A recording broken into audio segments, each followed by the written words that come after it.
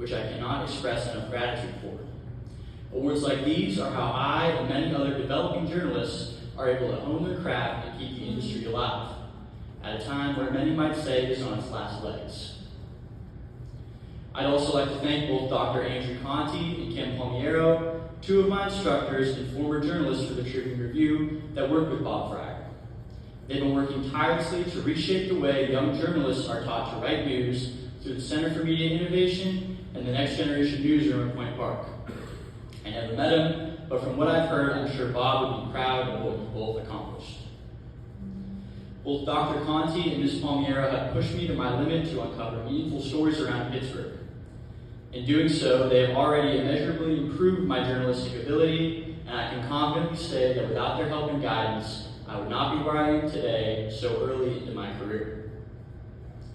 I'd also like to thank my parents, Danielle and Michael Petrone, for teaching me to stand up for what I believe in and look into the finer details of life. That lesson, above all else, is why I became interested in and continue to pursue a career in journalism. It seems with each passing week, the fabric of the industry continues to tear. Whether it be AI language learning models trying to take over entire newsrooms, or authoritarian leaders looking to disenfranchise long-running publications, journalism as a whole is at a turning point. But while some might say that point is for the worse, I disagree. I have hope. I see a future in journalism devoted to local reporting. I see a future in journalism that provides a full picture on all stories, no matter how complicated or controversial. I see a future in journalism where editorial boards do not bend their knee to ultra-wealthy funders. I see a future in journalism that represents the needs of a diverse working class that this country was built upon. So when last year's recipient of the scholarship, Abigail Hakis, used her speaking opportunity to address a major labor injustice in Pittsburgh, I knew I had to follow suit.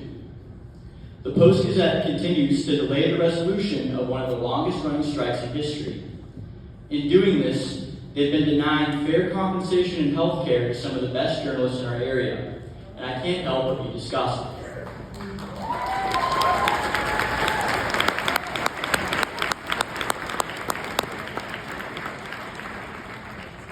Striking journalists Steve Mellon, Andrew Goldstein, Helen Fallon, and Bob Bass, either directly or indirectly, have molded me into the best reporter I can be. Fallon and Goldstein deliver weekly critiques to my colleagues and I at the Globe, which has been foundational in improving our writing and reporting. And Mellon and Bass, through the strike publication Pittsburgh Union Progress, inspire me with the progress and initiative that is possible through local journalism. So to the blog family and any and all active employees at the Post-Gazette, shame on you for your silence and complicity in this travesty against workers' rights. Restore the contract and end the strike now.